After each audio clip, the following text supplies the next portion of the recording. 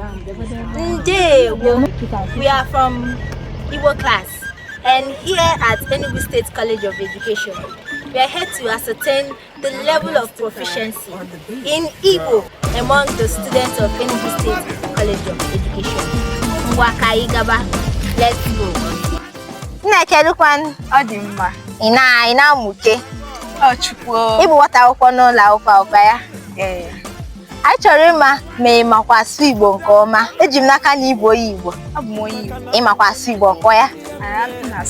Aga m ajụ gị ajụjụ. Ajụjụ m ga-ajụ gị bụ ka ị were mkpụrụ edemede ọbụla m ga-enye gị mepụta mkpụrụ okwu ise. Mkpụrụ edemede, ị mara mkpụrụ edemede Igbo niile. Ị ga-eji mkpụrụ edemede m ga-enye gị mepụta mkpụrụ okwu ise. Oge ị ga-eji wee mepụta ya bụ tintimi ise. Ya bụ 5 seconds ka ị ga-eji wee zaa ya bụ ajụjụ. Ị dị njikere?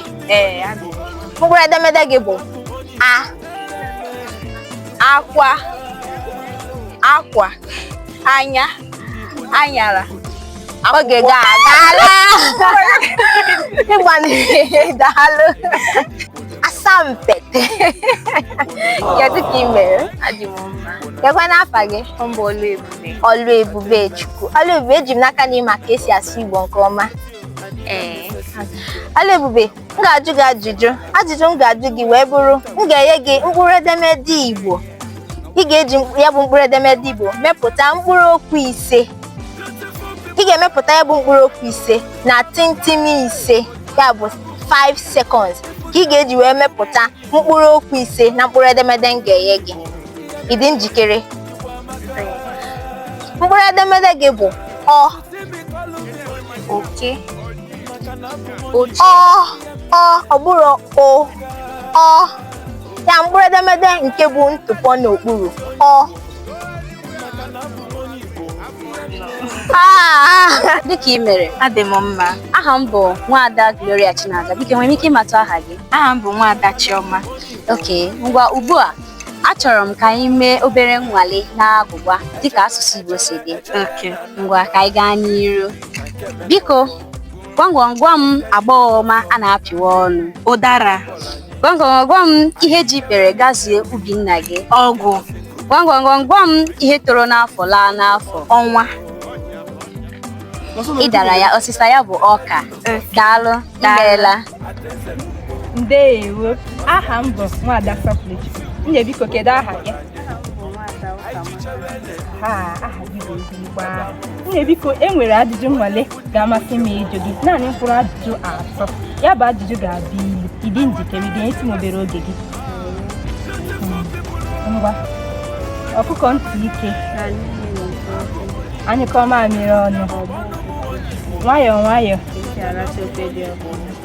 Ndeewo, ịgbalịala. Nnọọ. Hello, good day. Nice meeting you. How are you doing? Welcome. Please, are you an Igbo girl? Maka biko, o nwere obere ajụjụ m chọrọ ịjụ gị. Ị ga-enye ụmụ oge gị ka ị zaa ya? Ugbu a, achọrọ m ịma ma ị nwere aha Igbo. Ị nwere aha Igbo? Biko gwa kedu ma ọmarịcha aha Igbo ahụ abụrụ gị? Aha Igbo m bụ Chiagozie. Nke atọ m iche, Chiagozie. Chiagozie, biko ị nwere ike ịgwa m ihe mere eji bọrọ gị ya bụ aha? Nke bụ eziokwu bụ na amarọ m isi ihe mere aji banye m afọ abara uru. Mana o nwere ike ọ bụrụ na ha mụrụ m, nne na nna m mụrụ m pụta m dịka ngọzi bịara ha, maọbụ na o nwere ezigbote ihe mere ha ji n'oge a mụrụ m ha jiri kpọọ m na Chukwu agọzigo ha, na n'ezie na Chukwu agọzigo. Ewo, daalụ nwaanyị ọma Chiagozie. Daalụ n'isonyere anyị. Ihe ghọtara n'ihe kwuru bụ na ị bụ ngọzi nye nne gị na nna gị. Ọkwa ya? Ebe a ka anyị ga-echedobe. Daalụ n'isonyere anyị. Ka ọ dị.